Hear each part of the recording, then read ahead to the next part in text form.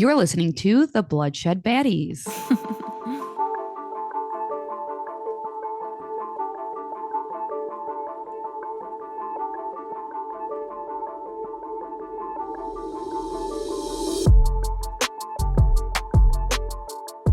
Hi, I'm Lex. And I'm Sam. And we are the Bloodshed Baddies. Yes, we are. What up, what up? What up? Samantha, I have an extremely important question for you today. Oh, God. Baddies, we know it's going to be wild. Go for it. Are you Team Conrad or Team Jeremiah? This is a great question. And for those of you who don't know what we're talking about, take it away. We are talking about The Summer I Turned Pretty, which is a book series. There are 3 books, and it is also a TV show. And the 3rd season is out right now. I think there's 4 or 5 episodes out. I'm caught I up. Are think you so. caught up? I'm caught up, unless they just put one out recently. I think I'm caught up. Okay, so we're both caught up. So I need to know your feels. Are you Team Conrad or are you Team Jeremiah? Okay. Without giving too many spoilers, and if you don't want spoilers, skip ahead. But I think this will be pretty vague. I am in the middle of listening to the books. I'm waiting for the 3rd one from the library. In the books, I was surprised I'm Team Jeremiah. In the TV show, I was Team Conrad. Then I rewatched it and I was like, wow, I think I might be Team Jeremiah. But this season, I'm Team Conrad because at this point, Belly, what are you doing engaged to his brother if you still have feelings for Conrad? Just be with flipping Conrad at this point. Interesting. So I have the exact opposite of you. So when I read the books first, though. You watched the TV show first, right? Yes. Okay. I read the books first. In the books, hands down, never wavered, 100% Conrad, beginning to end. Conrad. In the TV show, I lean towards Team Jeremiah. I can understand it when I rewatched it because I rewatched it for season 3. I was like, she is more fun with with Jeremiah. She's more like carefree. So I was leaning Team Jeremiah, but this season I'm Conrad all the way. I will always, based on the books, want it to be Conrad in the end. But I think what the show did was made Jeremiah so likable. Yes. Like I think Jeremiah is more likable in the show than he is in the books. And I don't know if it's the actor that plays him. I like him in the really books. Like. I know you do. I didn't. The actor is very good. I think the actor is just very good. I think the actor is very like outgoing and bubbly and like makes everything look fun and exciting. And the guy who plays Conrad, I think, is like, and I know that's how their personalities are supposed to be, but I think it's more like juxtaposed in the show. Oh, for sure. Where Conrad is like the quiet, reclusive, can't open up, can't. And I think that's why I lean more towards Jeremiah. But because I've read the books, I do want it to end with Team Conrad. I did hear, though, it's going to be an ending no one suspects. So what would you feel, Alexis, if Belly picks herself in the end? You know, I think it might actually be smart because it's a real effed up situation. Like when I was thinking about it the other day, I was like, I love this so much. Like I love the books. I love the show. I'm so into it. But like, I could never, first off, it would be hard to date somebody I grew up with like that for me. Like we did have a family that we grew up close to, and we didn't end up staying close to them through the teenage years. But I don't think I ever really looked at him that way because it was Never? like a brother. Never. I had a crush on the older one for a little bit. Really? Only for like maybe like 2 weeks. I think in 7th grade, I saw him like grow up and I was like, oh, wow. Oh, okay. Interesting. But I cannot imagine like being in love with someone and then getting engaged to their brother. I just can't. It's a messy situation. I love the show, but in real life, if I had a friend like I was dating this boy, but now I'm engaged to the brother, but now I still kind of like this boy, I'd be like, girl, get the heck out of that situation. Yeah. And then I also think I was like a grown up now, like looking at it. I mean, I was a grown up when I read and watched, but I think like just thinking about it in a grown-up perspective is like there's a lot of grief from Susanna dying. Oh yeah. Trauma bonding. Yeah, on all three of their ends. So I'm like, I don't actually think y'all are in love. I think very trauma bonding. Yeah. I do admit, and then we can move on because I know we're talking about this for a while, but I like it.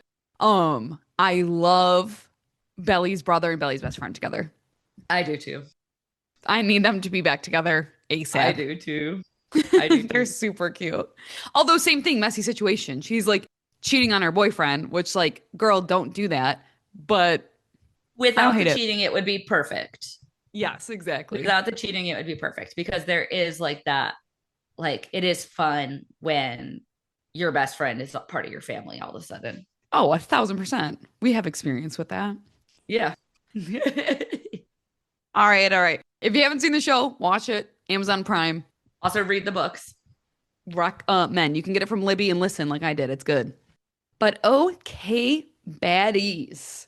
For those of you who don't know us very well, some of you, we are part Sicilian. Woo woo.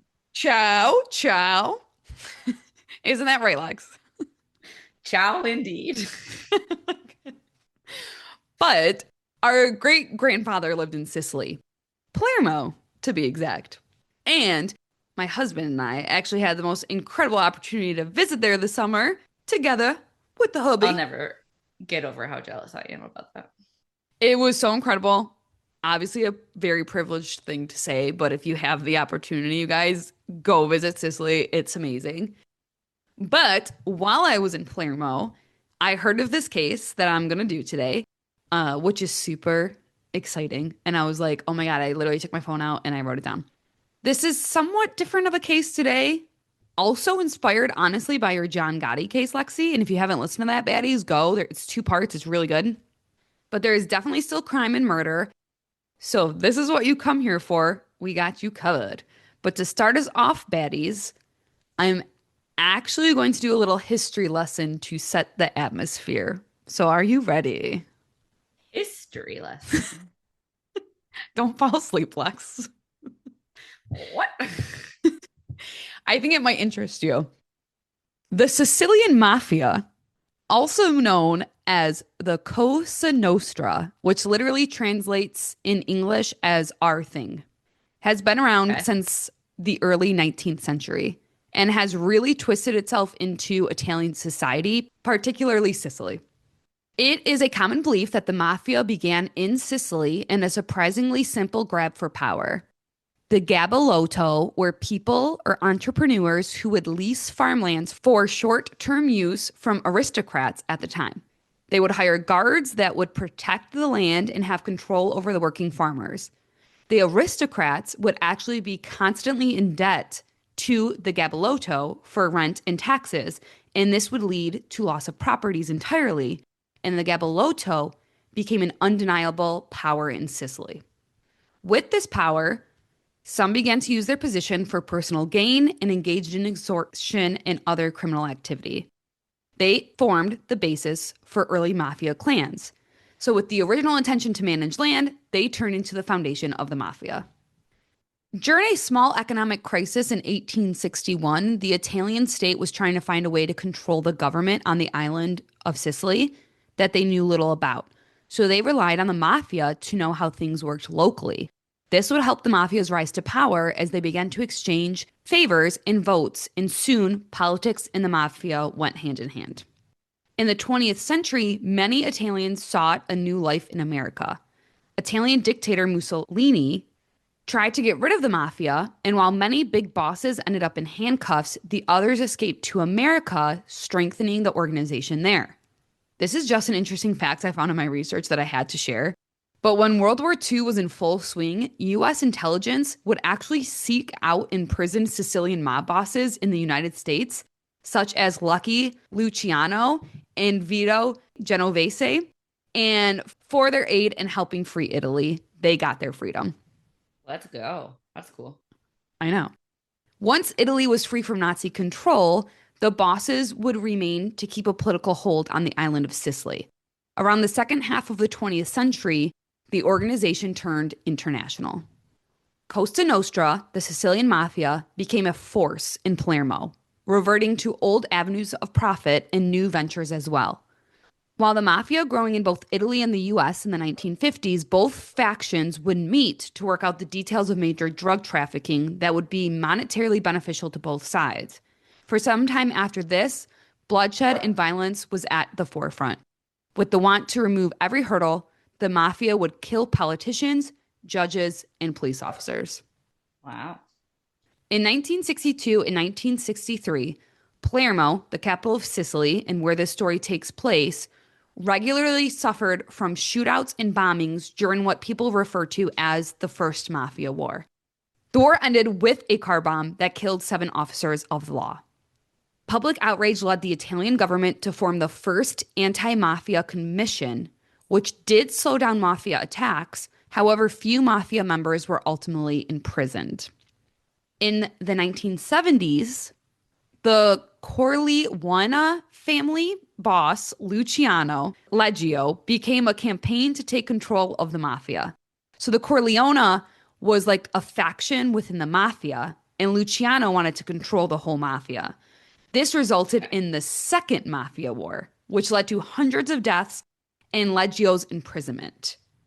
But his successor, Salvatore the Beast Rina, brought the conflict to a successful conclusion, becoming the mafia's first boss of bosses. Boss of bosses, the beast. Yes, and he plays kind of a big role in this. Once again, though, the violence led to a government response, and Rina retaliated by bombing officials and allegedly kidnapping and murdering the son of an informant. In 1987, the state convicted 338 mafia members in a maxi trial. But although the Sicilian Mafia is a huge influence in this case will not focus on the mafia, although they play a huge role. This case is about the 2 men who did everything they could to help the city of Palermo. These 2 men were judges in that maxi trial I just mentioned, and they will end up paying the ultimate price of trying to go against the Sicilian Mafia.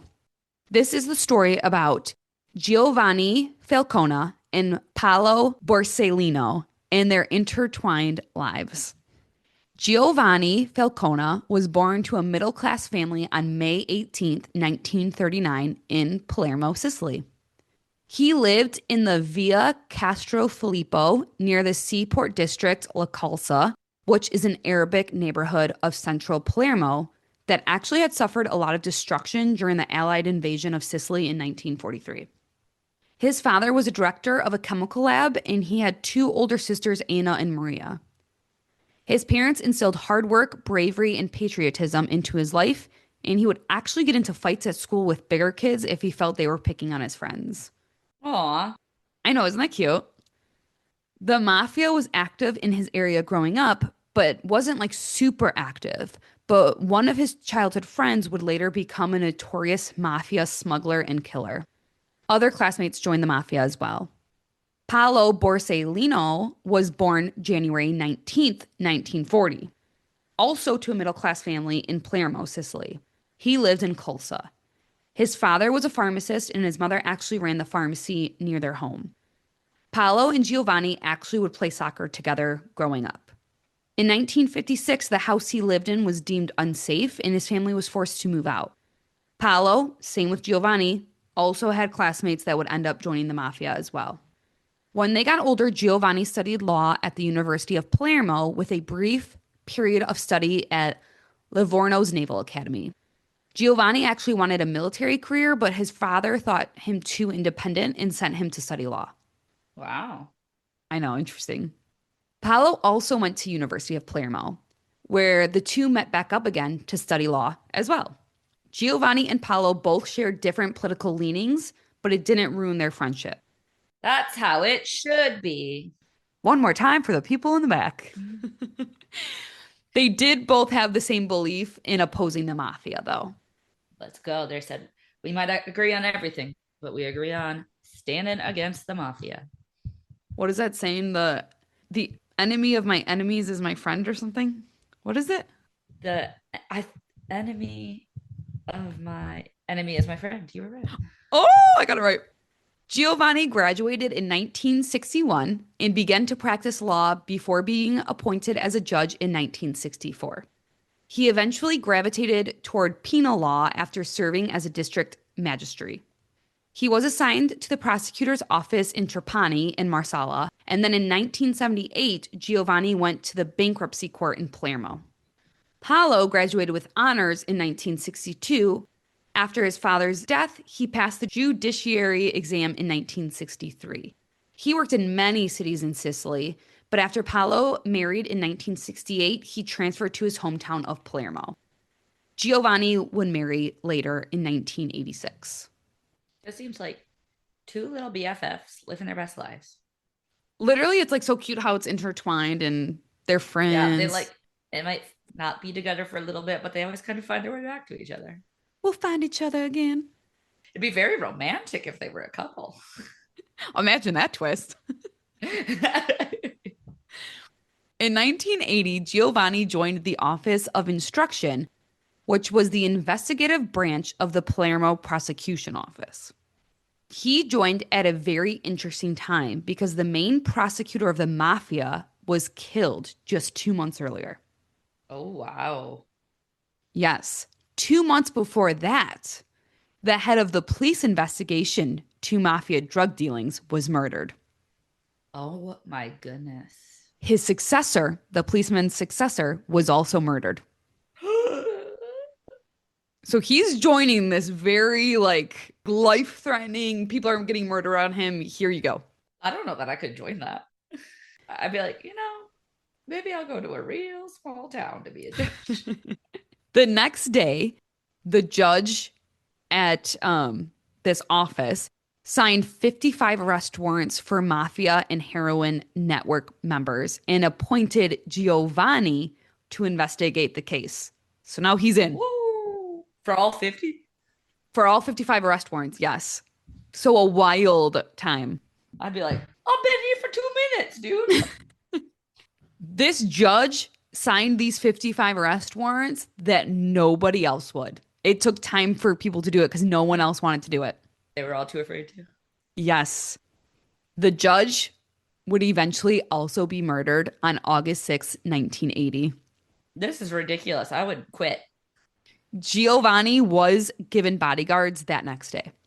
That's good. That's good. I feel like we should maybe done that after the first 3 murders. But. Giovanni was really good at his job and made connections internationally and in the US, and would also go through bank statements all by hand. And his investigative work was able to win 74 convictions. So he's doing good. Holy moly. Also, if you ask me to go through an ink statement by hand, no, it's not going to happen. Oh, I could never. In 1980, Palo helped with the arrest of 6 mafia members, one being the brother-in-law of that boss of bosses, Salvatore the Beast Rina. Oh, making some people bad now. Palo's co-investigator was murdered by the mafia that same year. Oh my goodness gracious. Great balls of fire. Palo was actually then assigned to investigate the murder of his co-investigator. Oh, okay. And he became a target when he assigned the arrest warrant for the man who murdered his co-investor, Francesco Madonia. I'm glad that there are people who are going to fight for this, despite their lives being on the line. Because I would be like, you know what? Let the mafia win. They can take over. I'm out. Don't kill me. Maxi would not be Do a whatever good you want, investigator. guys. Like, yeah, looked into that. They did nothing wrong. I don't know what you're talking about. They're fine. They're fine. I think I'd be a much better mob boss than a mob investigator. It's the Sicilian blood. But after that, Paolo was also assigned police protection. So Giovanni and Paolo both did not plan to get involved in the struggle against the mafia. It kind of just fell into their lap. And what they witnessed in their fight for justice for their hometown just expanded all of this. Between 1981 and the first months of 1982, a person died every 3 days at the hands of organized crime. Holy moly. Someone was letting the mafia take over. Someone out there was like me and they were like, oh, no, I'm not getting messed up with that. You kill somebody else, not me. Another mafia war had begun, resulting in 1,200 victims. 1,200. 1,200. These are numbers comparable to a civil war. Yeah. Because of this, the anti-mafia pool was created by Judge Rocco Kinishi. And this laid the groundwork for that maxi trial I mentioned when I was doing the history. The anti-mafia pool was a group of investigating magistrates who closely worked together, sharing information to diffuse responsibility and to prevent one person from becoming the sole target. So it's like, hey, it's not this one person who signed it. There's a bunch of us spread between.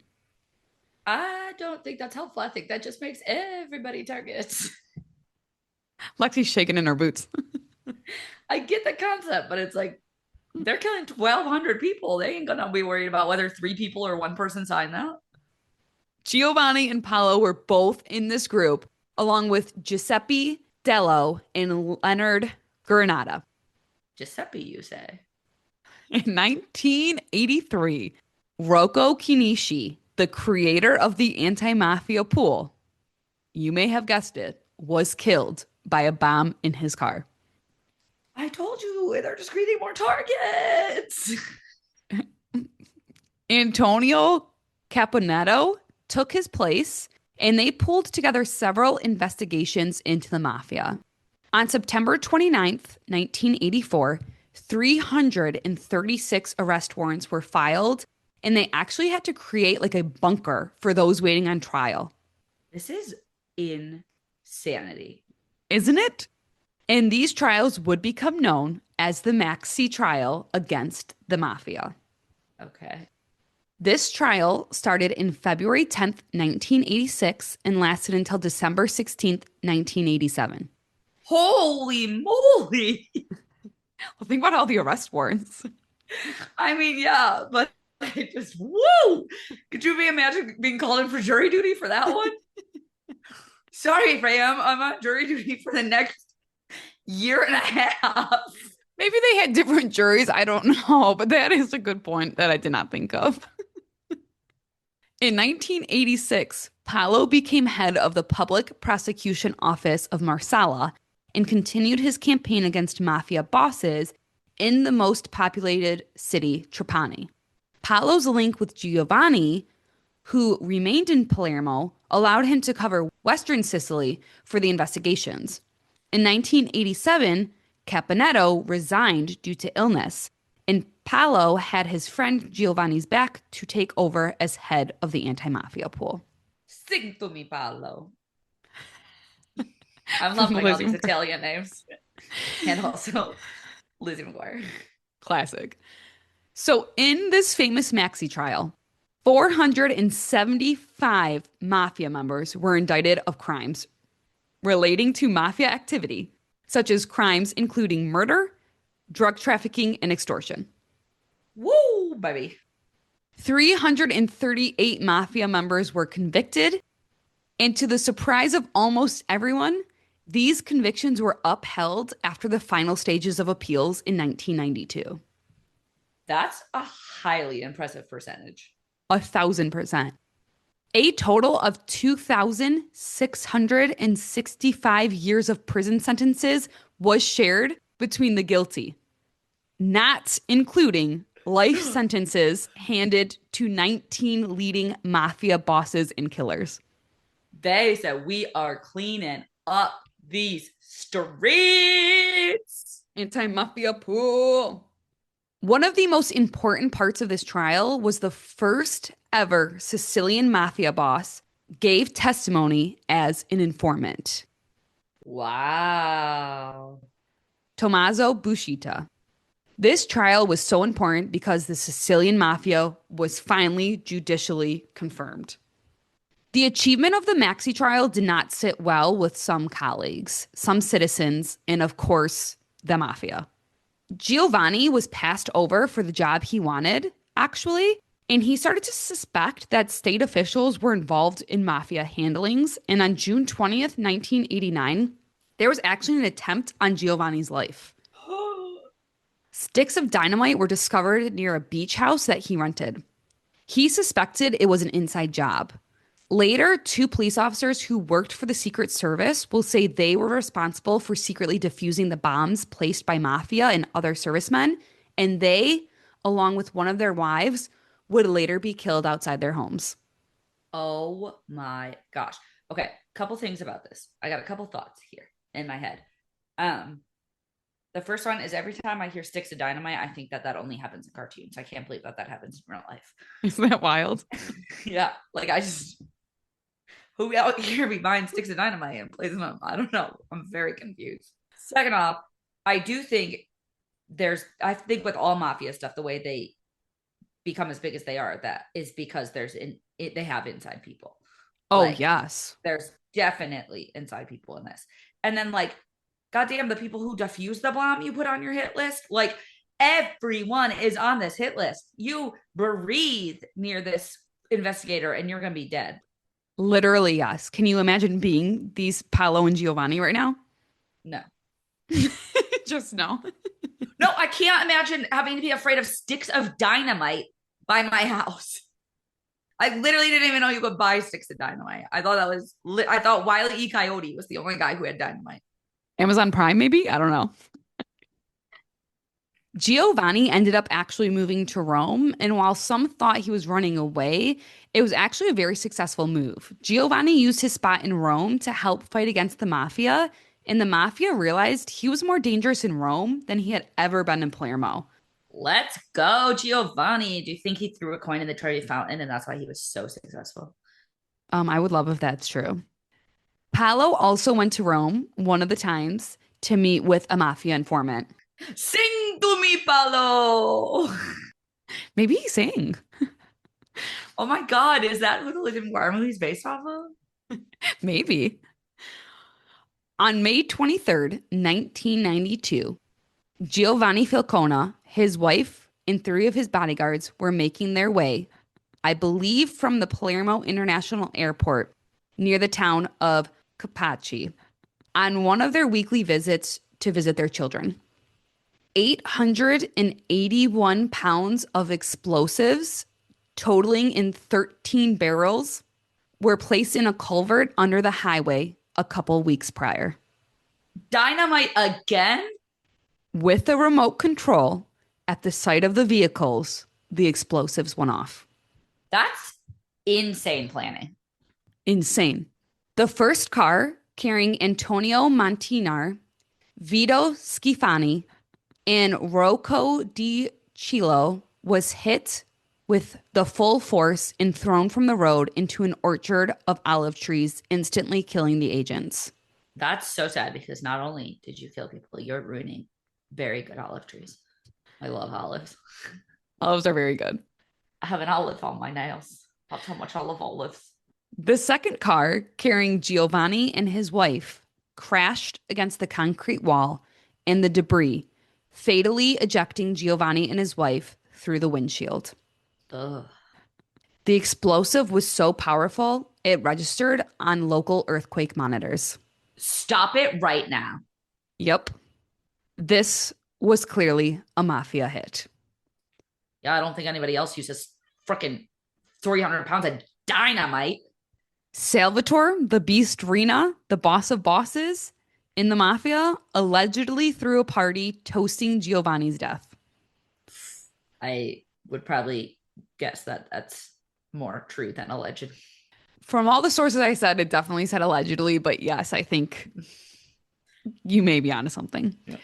Because Reno was later arrested as the person who orchestrated it, and Giovanni Brusca, an associate, later admitted to being the one to actually detonate the explosives. Wow. Can you imagine? I can't imagine having a remote control being like, this is going to blow up a bunch of people. Yep, here you go. And then just being like, okay, I'll press it. Giovanni's personal diary containing 39 entries was seized and transferred to the prosecutor's office that was responsible for investigating the bombing. These diaries remain under seal and have never been released to the public. Wow, I want to know what's in them so badly. Dude, it's probably insane.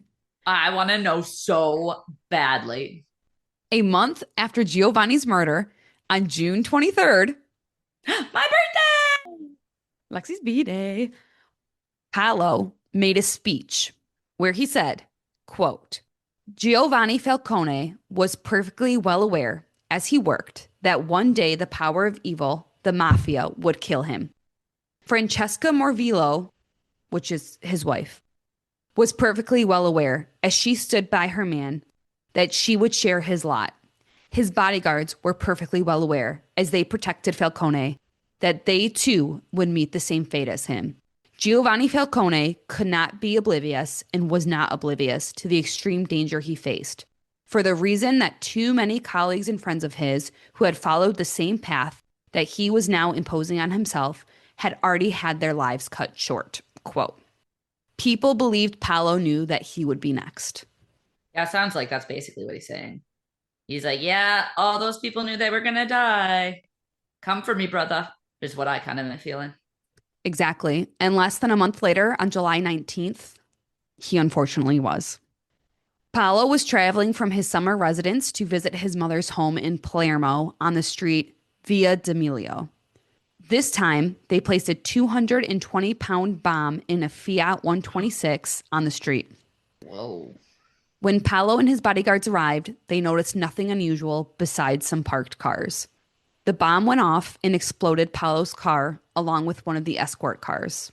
5 policemen/bodyguards were also killed in this bombing. Agostino Catalano, Walter Cozina, Emanuela Loy, Vincenzo Limuli, and Claudia Trina. The only surviving escort was Antonio Vula, who was in the third car. The culprits for this bombing had not been officially identified, but this was also clearly a mafia attack. Yeah. Salvatore the Beast Rina, that boss of bosses, says it was not him and people just want to use him as a scapegoat. Okay, sure.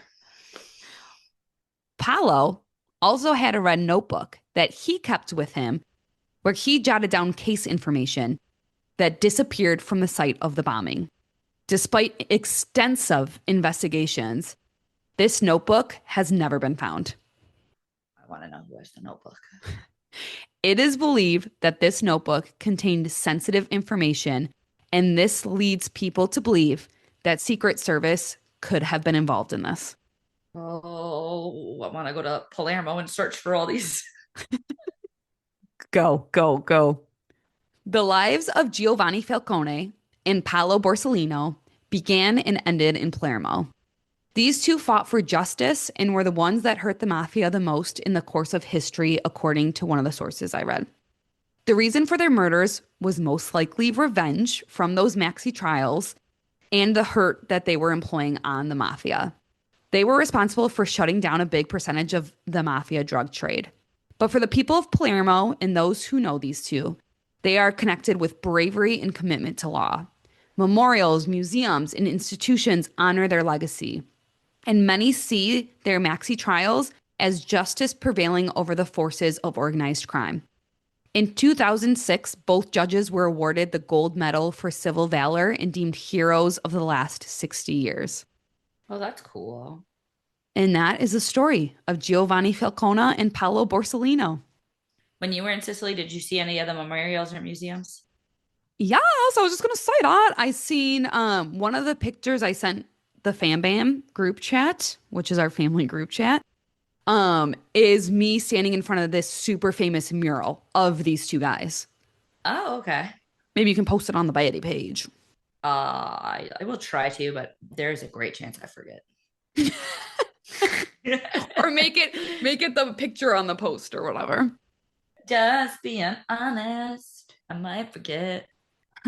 But yeah, there is like a lot of anti-mafia stuff around Palermo, like flags and stuff. And then there's that huge memorial of like it's like 2 photos of them like looking at each other and like laughing, and they look like BFFs, and it's like a cute memorial Aww, thing. Yeah. It's like a very famous photo of them. that's awesome. Yeah, but a little bit of a different case, but to me, hopefully you guys super interesting because I like that crap. Yeah, not bosses for life. Us man sauce. Sicilian. Got that Sicilian blood in us. Yeah. And like I said, if you have the means and the opportunity, go to Sicily. Well, folks, grazie for listening today. Yes. Please give us a little likey, give us a little downloady, give us a little reviewy on whatever platform you are listening to. Please go to Instagram, hit follow. Go to Facebook, hit follow. Go to TikTok, hit follow. Go to YouTube, hit subscribe. We're Bloodshed Baddies everywhere. Send us an email as well, and or a case suggestion or a story to bloodshedbaddies@gmail.com. Our intro music is made by the awesome Cousin Vinny. Tell a friend and tune in next week for a Lexi episode. Arrivederci. Ti amo, baddies. Ti amo, baddies. Arrivederci.